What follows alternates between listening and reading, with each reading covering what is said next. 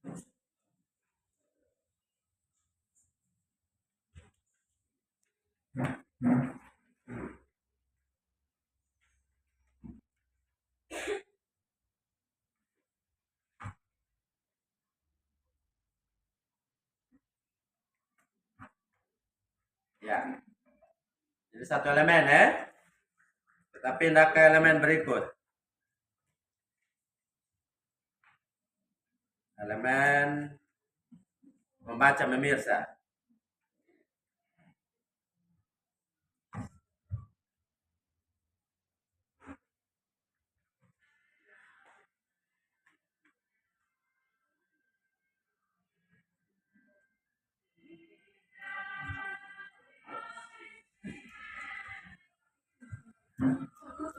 Tidak apa-apa hiburan.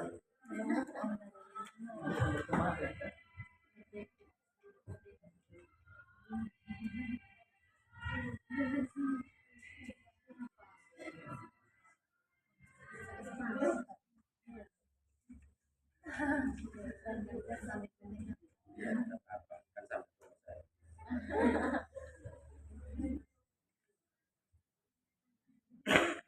Terus ke elemen yang ketiga,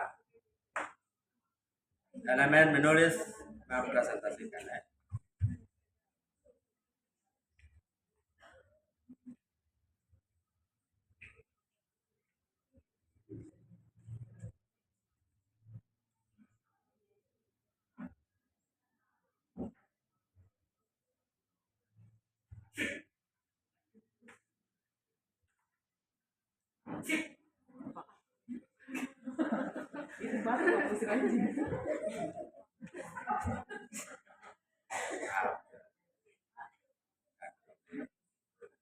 Ya.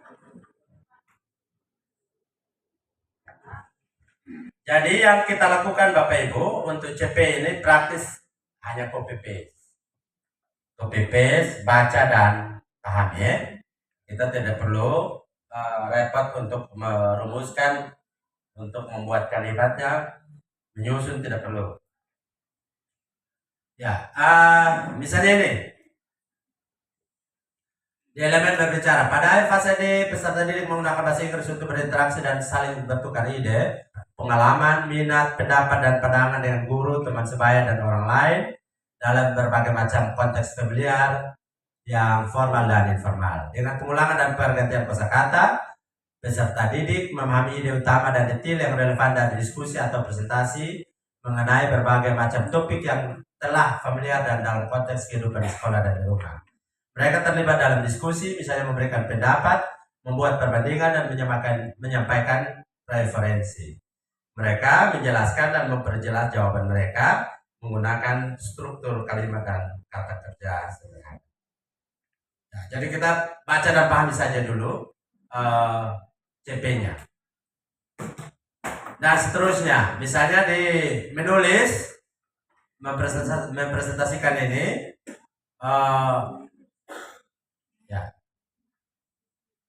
Pada fase D, peserta didik mengomunikasikan ide dan pengalaman mereka melalui paragraf sederhana dan terstruktur, menunjukkan perkembangan dalam penggunaan kosakata spesifik dan struktur kalimat sederhana.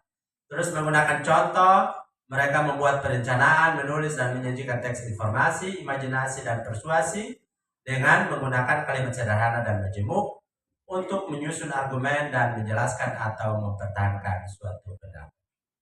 Kayak begitu. Kita hanya baca saja, terus pahami. Nah, pahaminya bagaimana? Tentu kita akan bilang bahwa, oh ya, di elemen menulis ini, kita berharap anak-anak kita itu bisa mengomunikasikan ide dan pengalaman mereka melalui paragraf sederhana dan terstruktur ya. Artinya menulis paragraf sederhana. Oke. Terus menulis juga, tapi konteksnya adalah menunjukkan perkembangan dalam penggunaan kosakata spesifik dan struktur kalimat sederhana. Terus lihat contoh, setelah lihat atau gunakan contoh, kemudian mereka bikin perencanaan, menulis dan menyajikan teks informasi, imajinasi dan persuasi menggunakan kalimat sederhana dan majemuk untuk menyusun argumen dan menjelaskan atau mempertahankan suatu pendapat. Oke, kita pahami. Oke, begini, ini materinya lah. Ini materi yang harus diajarkan di fase D. Kan CP toh? Berarti di kelas 7, 8, dan 9. Nah, selanjutnya yang harus kita lakukan adalah ke tahap berikutnya sesuai skema ini. Tahap berikutnya adalah merumuskan tujuan pembelajaran. Tentu berdasarkan CP yang tadi. Berdasarkan CP yang tadi. Ingat CP itu isinya apa? Materi yang harus diajarkan pada satu bab. TP, tujuan pembelajaran. Satu bab ya. Nah, ingat TP itu identik. Saya tidak bilang sama persis. Tapi identik dengan KD di kurikulum 2013. Jadi TP identik dengan KD di kurikulum 2013. Satu KD atau satu TP itu mewakili satu bab. Saya ulang. Satu TP atau satu KD itu sebenarnya mewakili satu bab. Itu sederhananya supaya kita mengerti ya. Nah, kalau kita diminta untuk merumuskan TP, itu sama saja dengan merumuskan nama bab kan? Nama bab. Tujuan pembelajaran itu mewakili satu bab. Nah, karena harus merumuskannya dari CP, maka yang kita lakukan kita harus copy CP-nya. Kita copy CP-nya. Sehingga oke, sekarang kita ke tujuan pembelajaran ya. Yang CP tidak ada masalah ya. Ini hanya copy paste baca. Saya loncat langsung ke elemen menulis, mempresentasikan ya.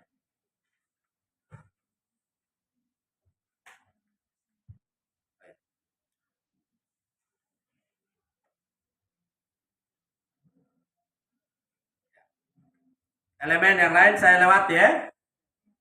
Saya loncat saja ke elemen menulis, mempresentasikan. Maka yang saya lakukan adalah saya copy saja. Ini cara sederhananya. Copy saja CP-nya. Copy saja CP-nya.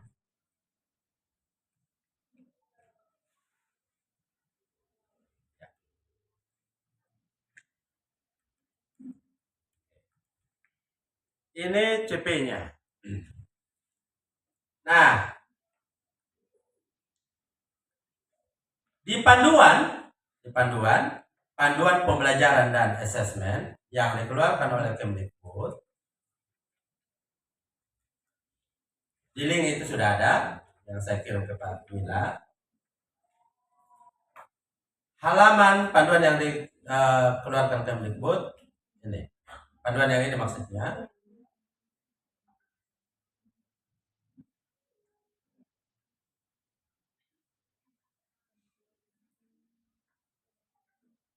Ya, yang ini yang dikeluarkan oleh Kemdikbud ada lambang tuturi ini. Panduan pembelajaran dan asesmen.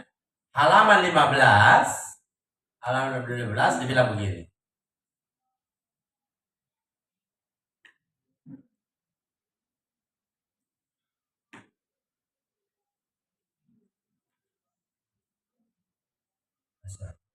Lima belas.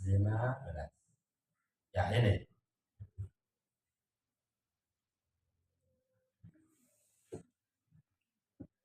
Ya.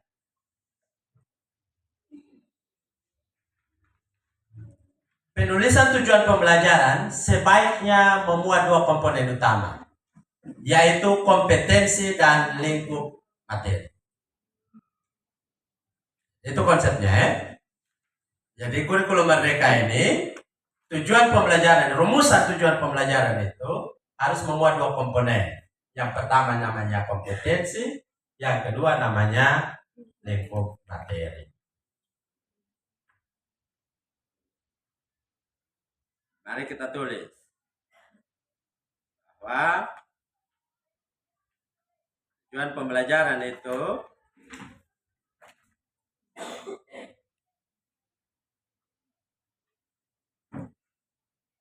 harus memuat dua komponen. Komponen pertama namanya kompetensi dan komponen kedua namanya materi.